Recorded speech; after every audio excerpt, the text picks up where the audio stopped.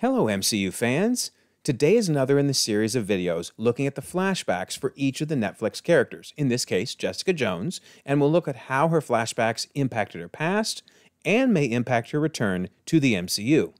Because of course now all of the Defenders shows are considered sacred timeline canon, right? Which is awesome. So hopefully we'll see Jessica Jones returning as soon as Daredevil Born Again. But keep in mind, there will be spoilers for all 3 seasons of Jessica Jones. It's impossible to talk about the flashbacks without, revealing key plot points. But as long as you're okay with that, then let's dive right in and see what we can find out.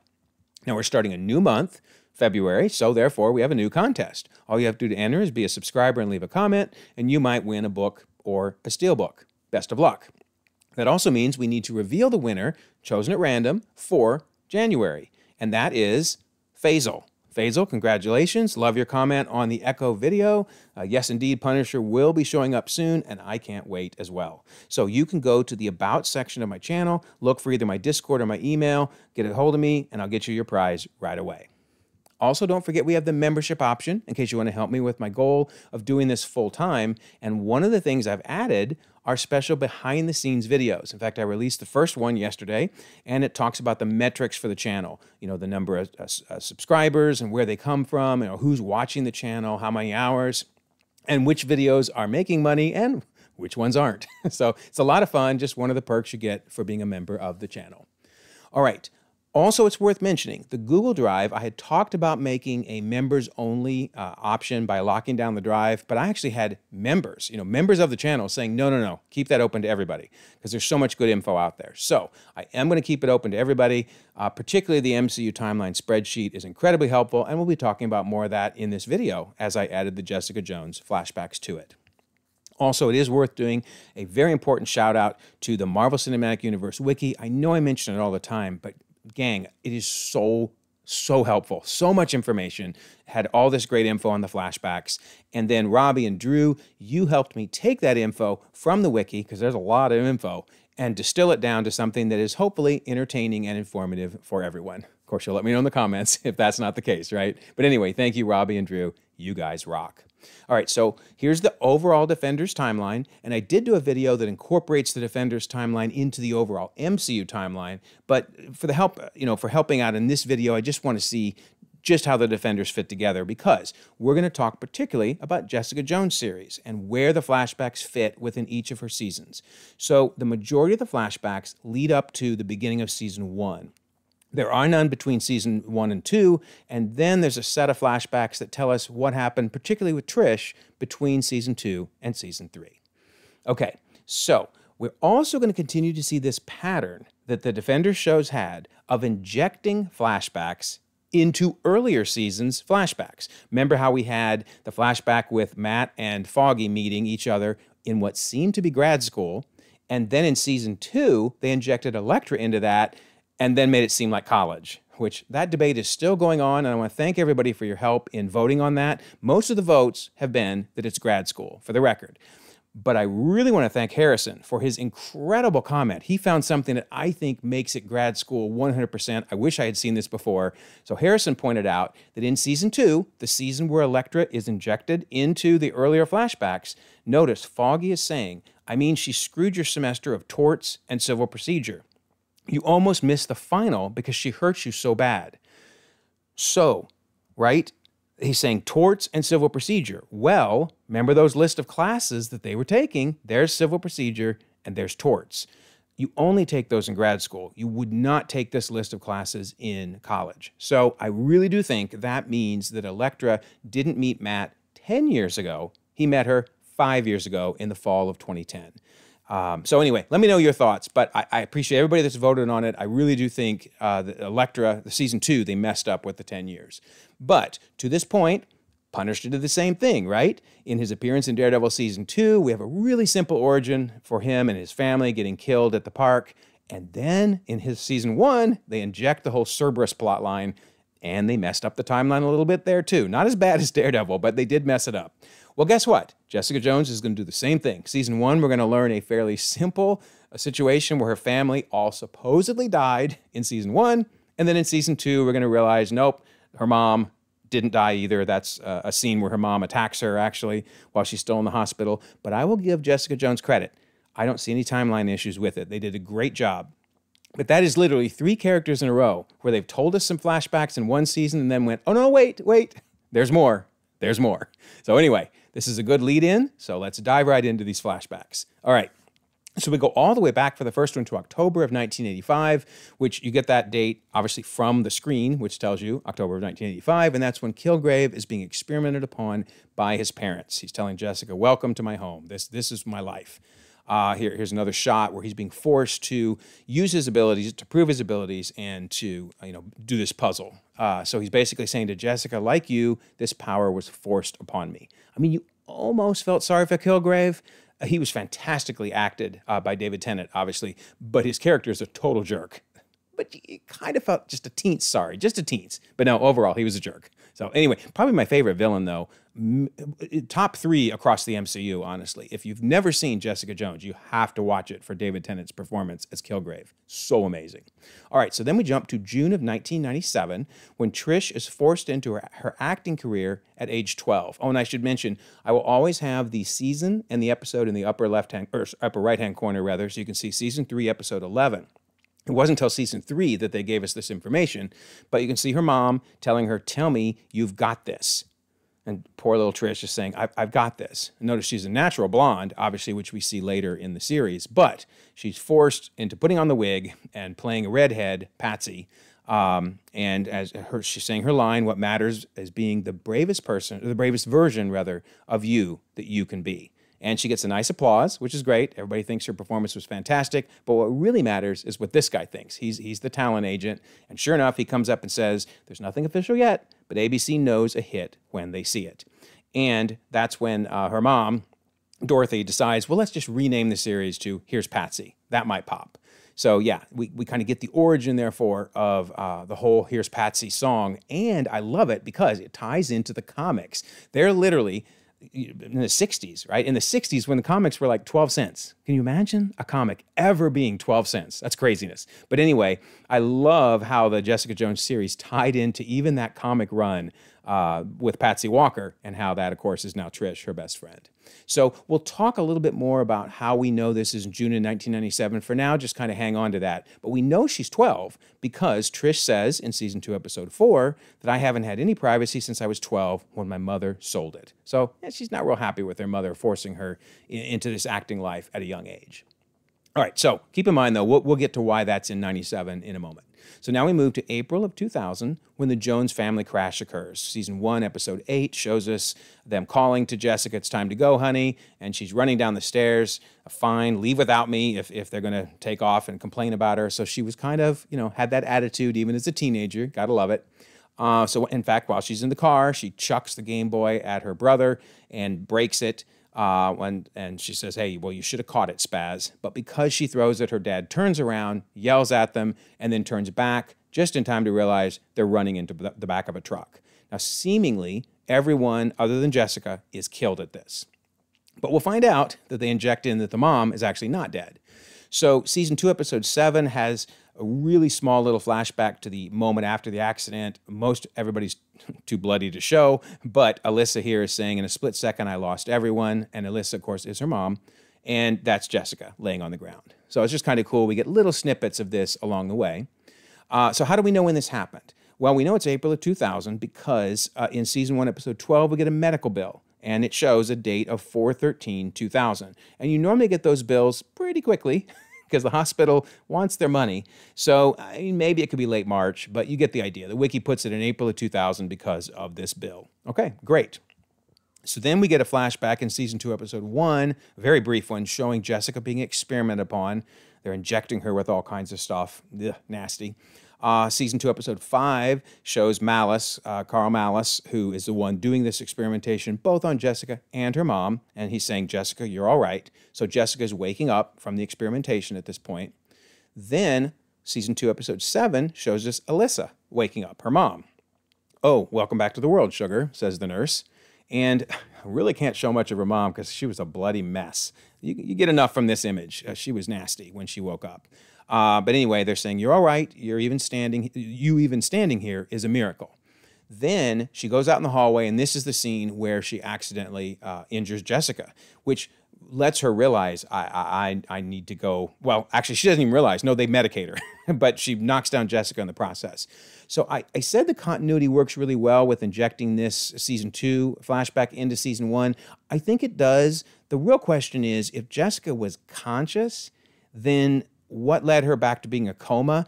I'm guessing they induced her back into a coma, because we're now going to see, in May of 2000, season 1, episode 11, so we're back to season 1 flashbacks, that she's waking up from her coma. So my guess is they induced the coma so she would forget seeing her mom, and more importantly, forget the experimentation. So Trish and her mom, Dorothy, are adopting her, and notice Trish is saying, it's not fair, I don't even know her. We just went to the same school, I don't want to do this. So this is why the wiki assumes Jessica and Trish are in the same class, because they really wouldn't know each other if they weren't. So therefore, their ages should be about the same, right? So we'll get to the ages in just a second. But notice they're playing the It's Patsy song, I Really Want to Be Your Friend, as Jessica wakes up, and there's young Trish / Patsy with her wig and her mom, and I love it. Trish is like some photo op. She looks dead, because basically Dorothy, Trish's mom, is adopting Jessica, you know, to get attention for young Trish / Patsy. So there's her mom is saying, hey, I know you must be confused right now, but everything's going to be okay. Patsy's going to save you. So see how she's already convincing Jess that you need to be Patsy's best friend and go out and tell the cameras Patsy saved you. Now this is interesting. I did not know who this actress was. I didn't really pay attention. It's Rebecca De Mornay, which, if that name doesn't ring a bell, that's her in the 80s as the, we'll say, lady of the evening that was with Tom Cruise in Risky Business. I'm like, oh my goodness, that's who it is? I couldn't believe it. I mean, it's almost 30 years later, so obviously she's aged. I'm not making that point. I'm more just saying I didn't recognize her. So, wow, craziness. Anyway, there you go. If you didn't know that, fun little trivia fact. Okay, so this is interesting. Now we know how long Jessica was out, because in season 1, episode 1, Trish says, you were brought into the ER, but you weren't assigned a hospital bed until 20 days later. With no hospital records in between, where were you? And Jess says, in a coma. So that's why I'm saying for 20 days, she was experimented upon by Malus, which we don't know that in season 1. We don't learn that until season 2. But my guess is then he induced a coma in her so that, and then put her in the hospital bed after the 20 days. So it all really fits pretty well, I think, considering that, again, they injected more flashbacks in season 2 into a season 1 story. So pretty cool. All right, so how do we know Jessica's age? Well, when Kilgrave goes to her house, the last line on her growth was 14. So it can be assumed, therefore, she was 14 in April of 2000 during the accident. That's how we can then back up Trish being 12 in late 1997 or mid 1997. So it all works. They're basically the same age. Love how the wiki did that detective work. And we again get a reminder that Jess was 14 during the accident, because Kilgrave is saying, just imagine little 14-year-old you, as he basically creepily recreated her entire house to try to get her to fall in love with him.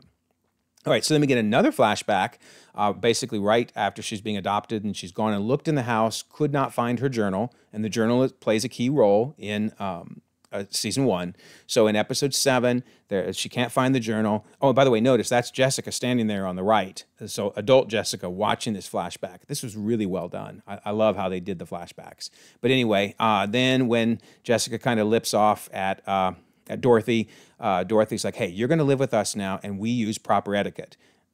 I mean, obviously, Jessica was really spunky, but also Dorothy was just horribly annoying. Horribly annoying. Then this is interesting. When they get in the car, there's Patsy, no wig, right, because she's a natural blonde, but notice the injury on her neck. That's when Jess realizes she's being abused. So as Patsy turns around, / Trish turns around, and Jess sees that injury, Trish is like, hey, don't you know it's rude to stare at people? But so Jess is aware now there's something going on, and that's going to play into this next flashback. We move to June of 2000, season 1, episode 11. Notice these flashbacks are all over the place. That's one of the reasons I like doing these videos, is because it's fun to watch the episodes without putting the flashbacks in order, yes, because you learn little pieces here and there. But it's also nice to put them all together and see how they fit so well. This fits so well. Anyway, June of 2000, Dorothy is abusing poor Trish, and Dorothy's screaming, you show some respect to your mother, Patsy. That makes Jessica angry, and she breaks the sink. And you hear even poor young Trish yelling, ow, because she's getting beaten by her mom. Jessica lifts up the sink, realizing how strong she is. In walks Trish, who's like, you were holding a 150-pound chunk of marble over your head? And they come up with this agreement. Trish is like, I won't tell anyone about your powers if you don't tell anyone about my mom abusing me. So initially, Jessica agrees, but it isn't long before she continues to hear Dorothy abusing poor Trish. So she walks in. Dorothy says, rather, this is private. Jessica says, let her go. She doesn't. So Jessica basically picks her up and chucks her across the room. So yeah, from this point on, there's no more abuse for young Trish. And I think this is part of what led to the bond, honestly, between Trish and Jessica. So anyway, very cool. All right, so then this is interesting. The wiki says Season 2, Episode 2 has a flashback. I'll be honest, I couldn't find it. And so I'm wondering if it's not so much a flashback, but some information about Trish's past. So I went ahead and included it because it's kind of interesting to learn that Trish is confronting this guy who's basically a Harvey Weinstein-type character. I don't need to say any more, right? You get the idea.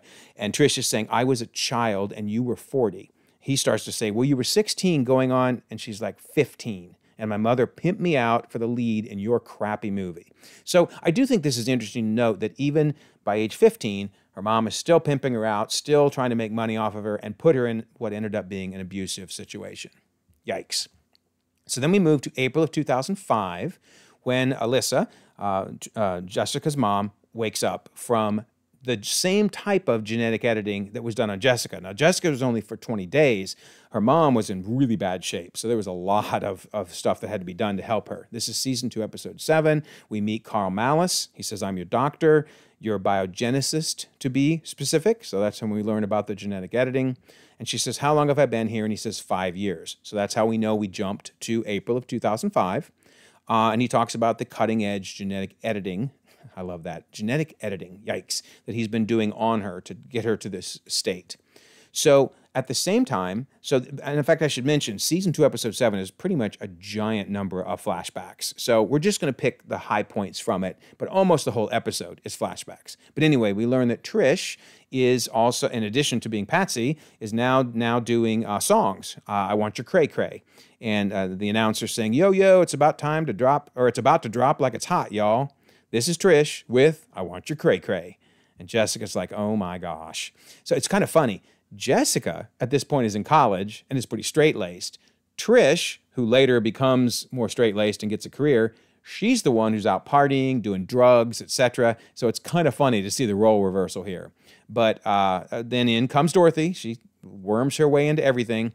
And Jessica's like, there's no way Trish put you on the guest list. And she probably didn't.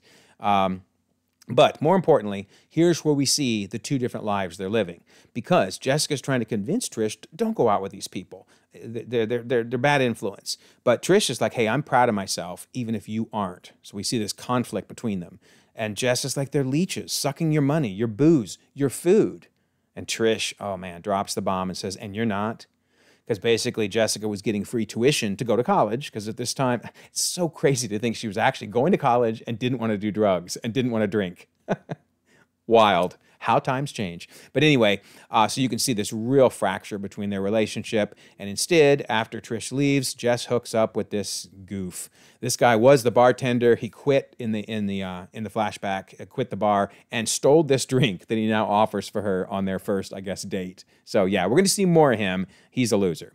Meanwhile, and this is just a little bit later, Alisa is now starting to ask about Jessica, wanting to know, where is she? And Alisa's got the wig on, so she's trying to, feel normal again. And this is when she gets revealed to her that we arranged for another family to adopt her, and she believes the entire biological family died in an accident. I love the way he says biological family. What he's really saying is, Jessica thinks you're dead, honey. So only a doctor/scientist could say it that clinically. But anyway, he says the first day that you woke up, you attacked her, which, remember, we saw that, right? We saw Jessica laying on the floor. So he's really trying to help her understand, you're not in a state where you can see her. But she gets mad, wants to go see Jessica, starts tearing the room up, and Malus, sedates her, and she's out. So then meanwhile, we see that probably it would have been good for Alisa to be in Jessica's life because Jessica is getting together with this dude, Wyatt. And they're talking about now being boyfriend, girlfriend. Most boyfriends know their girlfriend's full name by this point. So yeah, he's a loser. One of the things she starts doing now, besides dropping out of college, I should add, is she steals the jacket, her infamous jacket, right? That's where she gets it. Now, also, we're going to see Wyatt does not make it. And so I believe in honor of this club Alias that he was starting to found before he gets killed, which again, we'll get to in a second, I'm betting that's where she got Alias Investigations in his honor. So anyway, he may be kind of worthless, but nonetheless, he really was important to Jessica. So he's saying, hey, it's been a month since you've seen Trish, right? So that's from a timeline standpoint, we've jumped a month from those earlier flashbacks. And once again, Alisa's trying to see Jessica. And she grabs the nurse and says, where is she? Where's my little girl? And the nurse reveals Patsy Walker's family. They adopted her. And assuming you've seen this season, you know that it does not end well for the nurse.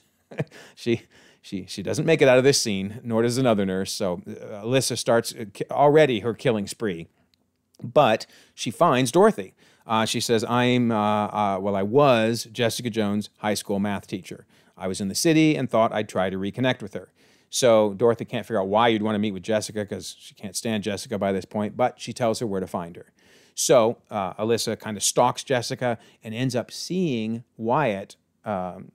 Jessica's not around at this point. She's inside the bar, but sees Wyatt doing what seems like a really bad deal, getting involved with some very shady characters. And basically, Alisa confronts him and says, you do not want to screw her over and walk away.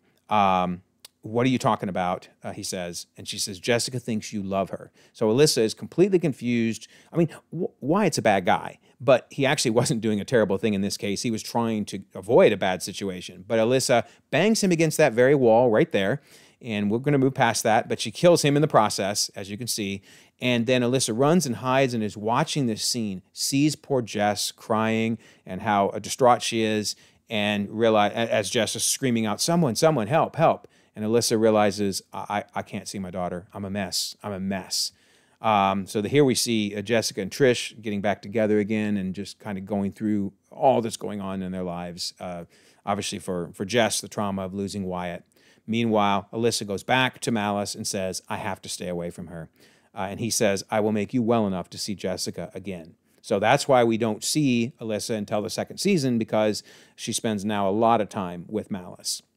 In fact, speaking of, we jump to August of 2005. Season 2, episode 11 gives us a flashback where they're starting to fall in love and walking on the beach there. And Malus says, I'm closing down the clinic. Dr. Hansen, Kozlov, we all know Kozlov, right? I can't trust them anymore. And so from here on out, their relationship begins. Now, the reason we kind of know where to place this is when Jessica finally meets Malus and sees her mom again, Jess says, you've lived like this for 12 years? Because basically Alyssa's having a temper tantrum, smashing a bunch of dishes, etc. But so that means season 2 is 12 years after those flashbacks of them falling in love, which works well because it's mid-2017. So this all comes together really, really well. Then we jump to the most important flashbacks in Jessica's life, where she has her very fateful meeting with Kilgrave. Season 1, episode 5. This is in September of 2013. They give us this nice 18 months ago, so we know it's 18 months before season 1. And this is kind of funny. Jessica's at a job, an actual job, but she's using her investigative skills to basically figure out all the bad things that her boss has been doing. She says, not to mention these weekly trips to Atlantic City. She points out a fake employee, all this stuff. And that dude, man, I love his face. What a goober. But anyway, she's like, what doesn't line up is all these missing funds. So she's basically blackmailing him. And she says, rather than me quit, why don't you fire me and give me 6 months severance? So yeah, love it. We're really seeing Jessica's personality coming out here. And then she heads to a bar. And the thing on the right there is one of those little football things that you punch, a strength thing, because she takes a bet with Jerk Dude, the dude on the right of her, who on whether or not she'll go out with him or whether he'll just go away and leave them alone and apologize, by the way, for some of the rude things he said to them, which is interesting because if you don't like She-Hulk's series, that's fine. There are many reasons people don't like the series, but one of the reasons I've heard people say they don't like it, some people, is they don't like how men were portrayed in it. And I do have to crack up now after watching Jessica Jones to put this video together. The men in Jessica Jones are way worse than the men in She-Hulk. I mean, I can't even repeat the stuff this guy said to Trish and to Jessica Jones, or this video will be demonetized and taken down. Trust me, if the only reason you don't like She-Hulk is how men were portrayed, don't watch any of Jessica Jones. Now, and I'm not saying in either case, I think men are being portrayed inappropriately. There are a lot of men that are scumbags, and this guy would be one of them. But anyway, just interesting commentary. So again, if you don't like She-Hulk, that's okay. I'm not saying don't like She-Hulk. I'm just saying don't like it solely because of how men are treated. Because, whoo, this dude. So anyway, Jessica punches it, basically gets the highest score possible, and Jerkwad has to apologize. Which again, trust me, he really needed to apologize for what he said. But anyway, Jessica then heads out to her new job, which is selling hoagies. And yes, that is an epic hoagie costume. And so, hey, which one wore it better, right? You can choose. You got Jess in the hoagie costume or Thor in the hot dog costume. They're both epic. They're both epic. But I might actually go with the hoagie. I don't know. That one's even more embarrassing. But they're bad. They're both bad. So let me know. Which one do you think is more embarrassing? But okay, then this is wild. So this little girl starts walking across the street. You see Jessica in the background. And notice there's her dad. And this is kind of funny because I thought at first this girl made a mistake, like just walked away from her. Well, she did. She walks away from her dad. But he's on the phone, okay? He's on his phone. And she does have the walk. I mean, literally, it's saying walk. So naturally, she started walking. But this taxi cab almost hits her. That's Jessica stopping it with her hand. And then the father has the gall to say, sweetie, I told you to stay close. Now, granted, she should stay close. Yes. But dude, you were on your phone. Get off your phone. And the crosswalk said you can walk. So anyway, this taxi cab almost ran a red light. That's the bottom line. But I love this. The little girl says, the sandwich saved me, which is so cute. But that then leads in the flashback to Jessica maybe deciding I need a superhero costume. At least Trish is trying to convince her and pulls out this gaudy looking costume, which of course is a play on the much better looking costume in the comics when Jessica Jones went by Jewel as a superhero name. And in fact, they do a reference to that here in a second because Trish is trying to say you can't keep saving people dressed as a giant hoagie, and Jewel is a great superhero name. So yeah, I love all the references back to the comics, the costumes, as well as the superhero names. Very cool. But I'm putting up here on the top that this flashback is Jessica beating Kilgrave, which now is about to happen. So she's beating up some more bad guys, and sure enough, up comes Kilgrave. Totally random, which is just shows how crazy life can be, right? That her life was totally changed because Kilgrave happened to walk up right at that moment. He says that was absolutely tremendous. I thought it was good. Does his little chuckle and says, here I am, just debating where to eat, and then bam, there you are. And then says, you like Chinese, come on. Of course, as you know, when he says something, I like Chinese, and she takes off. So now she is under his control and stuck with him. So the next flashback, a little less than a month later, and we'll see why in a second, Jessica considers jumping off a roof. So we're season 1, episode 10. And the reason she's even able to think about it is Kilgrave doesn't give her a command for 12 hours. And as long as he does that, then you're no longer in his control. So during that time, she almost considers killing herself. Looks down below, and this is a little blurry because she's kind of fantasizing now of a beautiful white horse down there that she would jump down and ride off on. But obviously before she does that, Kilgrave says, come on down now, Jessica. Why won't you listen to me? Because he's wanting her to do things on her own, not because he's commanding her. He's sick enough to think she might actually love him without him giving the commands. Then he says, if you don't listen to me, what's the point of having ears? So basically tells her to start cutting off her ear, you might remember. Oh, we're not going into that scene, but it does show how sick this relationship was. And then he has the audacity to say, no, I'm sorry. I will protect you. I will always be here. Man, Tennant, his performance is so good and so awful, so creepy at the same time. Man, he's just amazing, amazing villain. All right, so then we go to October, a little later, same month, where Kilgrave celebrates their anniversary. And he doesn't say what the anniversary is, but it's got to be the 1 month anniversary, the wiki assumes, and we'll see why in a second. But he says, to our anniversary, you'll love it. This is a little mini flashback from season 1, episode 1. But the reason it has to be 1 month is because January 2014, we're going to see, is when it all ends. So he commands Jessica to dig up evidence in season 1, episode 6. Notice again, these flashbacks are all over the place. When you lay them out in order, it's like season 1, season 6, or episode 1, episode 6, episode 11, episode 7. It's just crazy. But anyway, he's commanding her to dig this up. There's Reva. You might remember Reva. She is Luke Cage's wife. And obviously, she appears in the Luke Cage series in flashbacks before this scene. And I was kind of bummed. I never really saw any direct tie between the Luke Cage flashbacks and this one, which kind of made things confusing. But presumably, at some point in her job at Seagate, which we'll learn about when we look at Luke Cage's flashbacks, presumably she finds this evidence of Kilgrave being experimented upon by his parents, and she hides it down in the ground, which is what Jessica's digging up, and Kilgrave finds out she has the evidence. I mean, that's a lot of stuff that they never really directly connected, but that's okay. The story is fine. It's just I wish we had seen more of that, because the last time we see Reva before right here is in a Luke Cage flashback with no mention of, finding a drive and all this stuff. So, and maybe I'm wrong. Maybe there is more of a connection. If so, let me know in the comments. But anyway, we'll get to Luke Cage's in the next video. But keep in mind, this is where Reva is unfortunately going to die because Kilgrave is going to have her killed. So he has Jessica dig this little drive up, which becomes important throughout the rest of the series. Then we jump to episode 3, where Kilgrave says, "Now take care of her." So there's poor Reva as Jessica shoves her hard enough that probably killed her on the spot.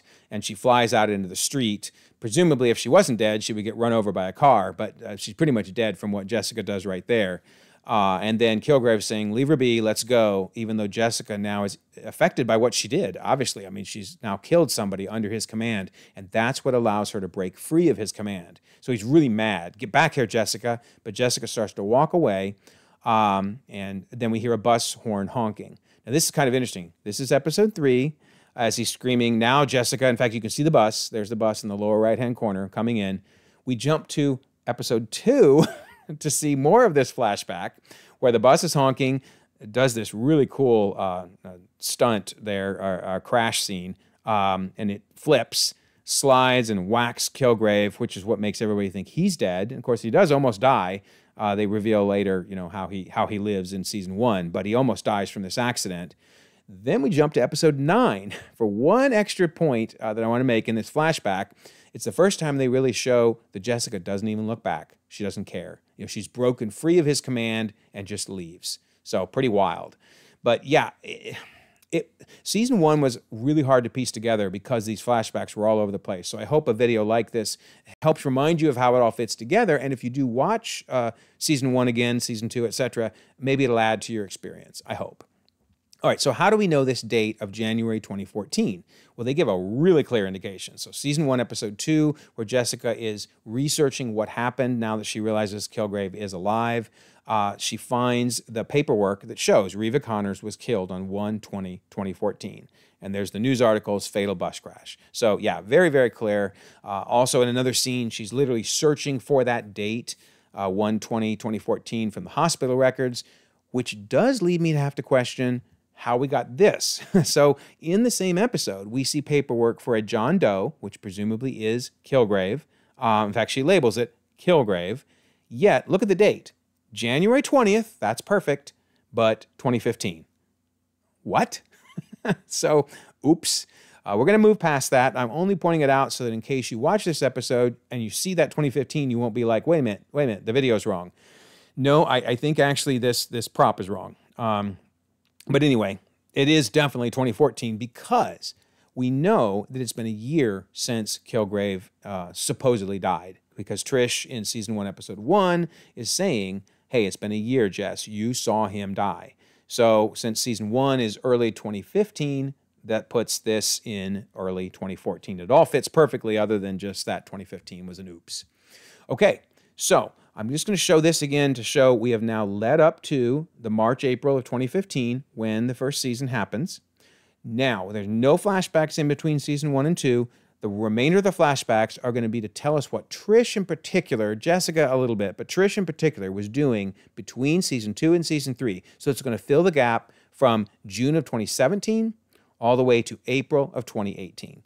So let's check out and see what she was doing. Notice, June of 2017. This is actually the final scene, or one of the final scenes from season 2, where Trish catches a phone on her foot and realizes, whoa, I have abilities. So season 3, episode 2 is basically one giant flashback. I mean, the whole episode is what Trish has been up to for the last year. So one of the first things she does right after catching that phone on her foot in season 2 is she says, maybe I can finally do something special, because she's always wanted to be a superhero like Jess. So she throws the phone in the air, tries to catch it again, fails and cracks it, but still, she realizes something's going on. I got some abilities, because in season 2, as you probably remember, she was experimented upon as well. So she starts testing her abilities. She's doing some agility testing here. She's trying to walk across a beam there to see how she's doing. She does a lot of boxing, and the dude's like, that's it. Steroids, right? Are you juicing? Because she's so strong and so agile.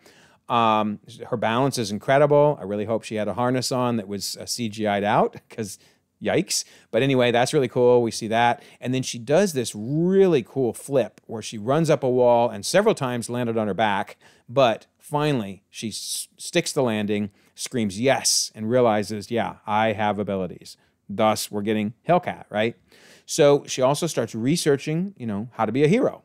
And who comes up first in the search? Jessica Jones. You got to love it. So she's going to, multiple times, she's going to try to reach out to Jessica. We're going to see that it just doesn't work out. But she does really want to try to reach out to her during all of this. She also, though, gets reached out to by her mom, who is really worried because she's given up her career. And her mom's like, what are you doing? There's several things we can have you do. Like she mentions celebrity dance show, etc. And Trish is like, look, I'm pursuing something on my own. And of course, what she's been doing is working on her abilities and trying to fight crime. In fact, we see that where she is listening to the police scanners, robbery in progress, 9th Avenue and 45th Street. By the way, she gets to that and the police have already taken care of it. But she does hear a scream, hey, he stole my phone. So she chases after the dude that stole it. You took something that doesn't belong to you. And my man looks up and goes, Patsy? And she's like, what? No. And then she hands the phone back to the dude that, it was stolen from. And he's like, Patsy? So she's like, oh, crap. This superhero stuff is not, it has some risks. And so she realizes she needs to put on a disguise. So she heads to the Halloween Adventures New York costumes. This is why the wiki places this particular flashback in October. Now, this could be a store that's always there, but it kind of feels like a pop-up store, like Spirit Halloween. So either way, this fits really well in the chronology that we're several months after the end of season 2, so October. And she finds the Hellcat costume where they're kind of making, and she says, hell no, right, to Hellcat.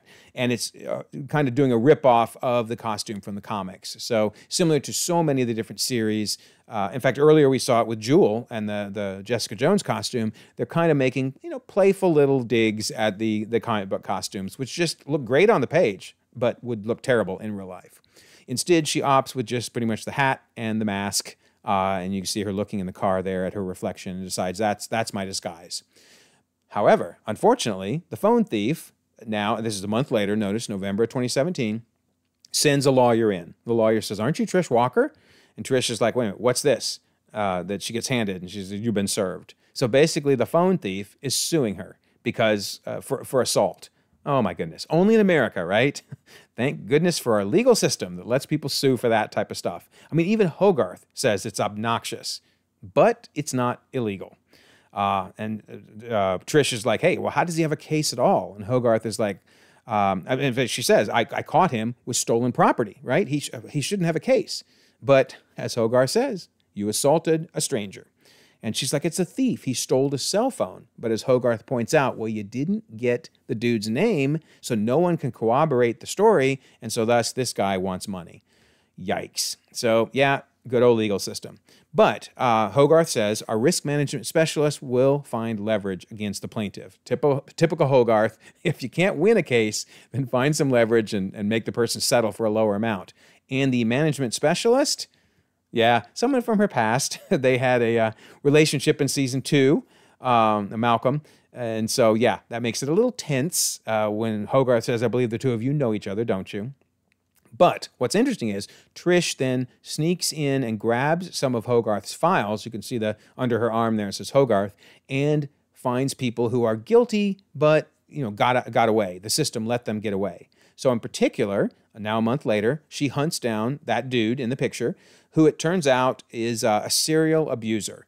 Trish is saying, wait, what are you doing? And notice he's putting something in her drink, you can see, while her back is turned. And yeah, he's going to basically get her knocked up and, do some bad stuff. So Trish realizes that before anything can go down, she heads around the corner with her new costume, smacks him against a wall. I love that. Groans. Yeah, he groans. He got his butt kicked is what happened. And then talks to the poor girl, says, your friend Reed put something in your drink. So she then really does go to try to reunite with Jessica. A couple times she's tried to call Jessica, and Jessica has not taken her calls, so that's on Jessica. But here she actually goes to try to reunite with Jessica and overhears Oscar, who was kind of the love interest from season 2. So this flashback does give us some important information where we learn what happened to their relationship. He says, I wanted to talk to you about our friendship. And he says, I mean, that's what it is now, right? And she says, I guess so.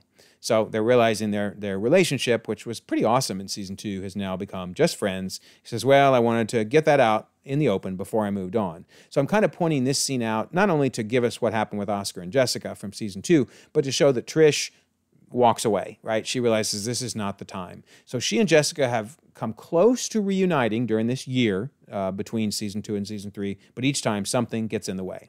Meanwhile, now we're moved to January, and Trish learns about Andrew Brandt, who's a total jerk. So his sister, Madeline Brandt, was asleep when intruders broke in and assaulted her, stealing a valuable sculpture, and the police have arrested Miss Brandt's half-brother, Andrew Brandt. And let's just say the assault was bad. You can see her on the screen there on the TV. He beat her within an inch of her life for this statue. Well, he manages to get off, and so now Trish is going after Brandt, which is what's finally going to lead into the end of the flashbacks, this encounter with Brandt. But first, Malcolm has to come with some good news and a warning. The good news is he basically told that phone thief, I could tell your son some information your son doesn't know, which is basically that the dude's not even his real dad, or you could reconsider the settlement demands. So yeah, again, typical Hogarth, but it worked.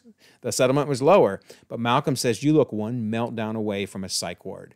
So we're seeing that Trish is really, really falling apart. So her mom convinces her, we're now to March of 2018, her mom convinces her to start back up her work using her skills.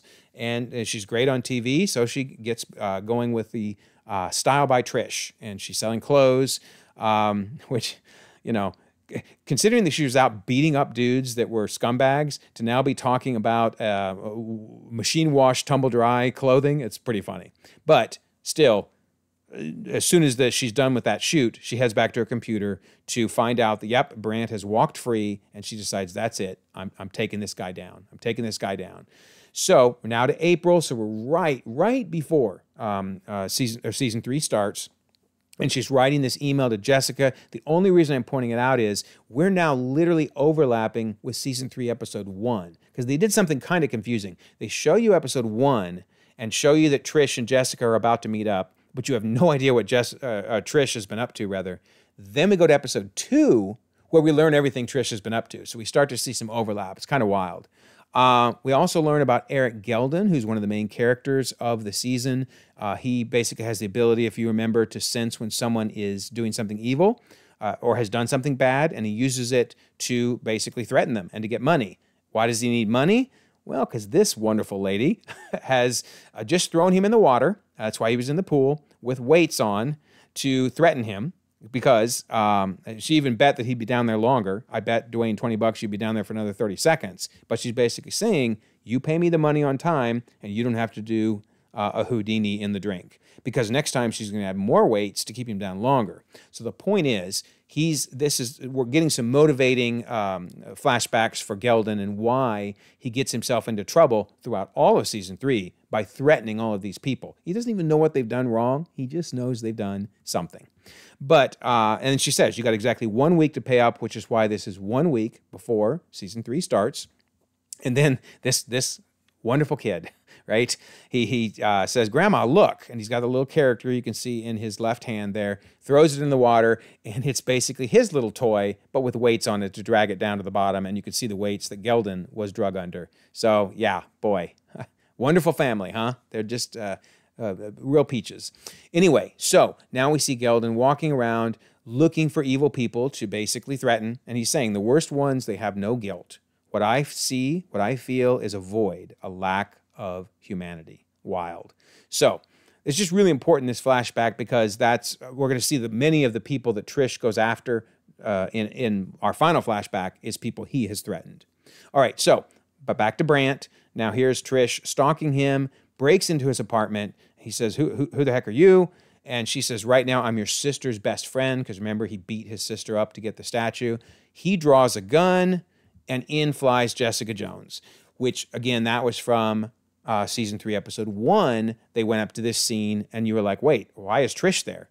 So it was really, really clever how they did this. But, yeah, all of season 3, episode 2 is basically a flashback telling us everything that happened at the end of season 2 all the way up to this scene in season 3.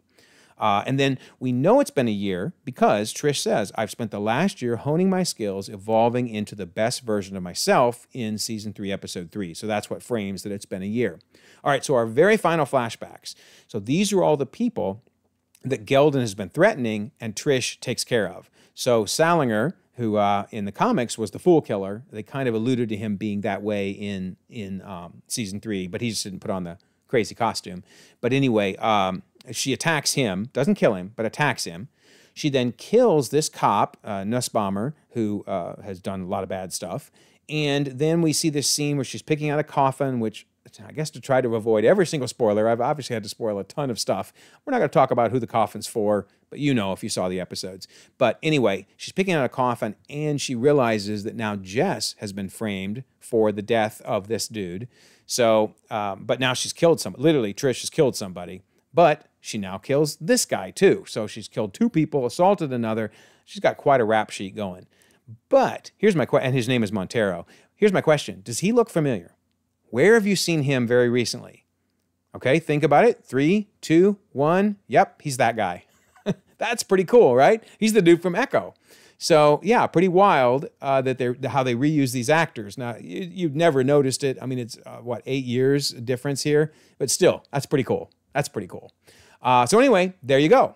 Those are the flashbacks that have led from June of 2017 into and even overlapping during season 3. So pretty clever how Jessica Jones did that. And as I mentioned, I don't see any continuity issues or timeline issues like we saw with Daredevil or with The Punisher. So don't forget, I do have a Google Sheet timeline doc out there. It has all this information in it. Of course, it's sorted initially by timeline because I love timeline order, but you can change the sort. So you can switch it to sort by release order. You can save a temporary view, or you can just download the file and do with it as you please. But here's something key. Under the type column, the third column, you have all the different types of entries in there. So Fox movies, MCU movies, Netflix shows, etc. And you can filter to just show certain rows. In this case, if you sort by release order and just show or focus on the Netflix shows, it's really cool what you get. Notice, so this is like season 1 of Jessica Jones, but you can now see, if you look in the timeline column, where each of the flashbacks for season 1 and which episodes they're in, how they fit together. So if you're rewatching the season, it's nice to have this in front of you because now you go from a flashback in 1985 to 2000, 2013, 2014, and then finally the series in 2015. So yeah, go ahead and download this if you're interested. And again, I'm keeping this open. I'm not going to make it a membership perk because a lot of people said, you should leave it open to everybody. Don't forget, we have the February contest. Be a subscriber, leave a comment. You can win a book or a steelbook. Of course, we have the membership option with the new behind-the-scenes videos. And we have the Discord. So here's some of the things we're doing on Discord. A lot of the awesome rewatches. I'm already getting ready to do a video on Moon Girl and Devil Dinosaur. I think that'll be my next one because I love that series. I'm a latecomer. I didn't watch it at first when it came out, but people said, you got to check it out, and I fell in love with it. So I did a video on season 1. If you're interested, that is on my channel, and I'll do one on season 2 soon. So we have the Comic Club and MMRPG. Those are awesome. We have server awards and DC retrospectives. So that's kind of fun. And we're doing an iceberg for the server. It's been around for a year. Over 1,100 members. Crazy. So there's been a lot of nostalgia to talk about on the server. So, hey, love to have you join. I will leave a pinned comment that tells you where to join the server, as well as where to find the Google Drive, and folks from around the globe on there. There's always conversations going on. Also, if you don't mind, like this video, subscribe if you haven't already. You can check out more content, and we'll all continue to enjoy the ever-growing, ever-changing Marvel Cinematic Universe.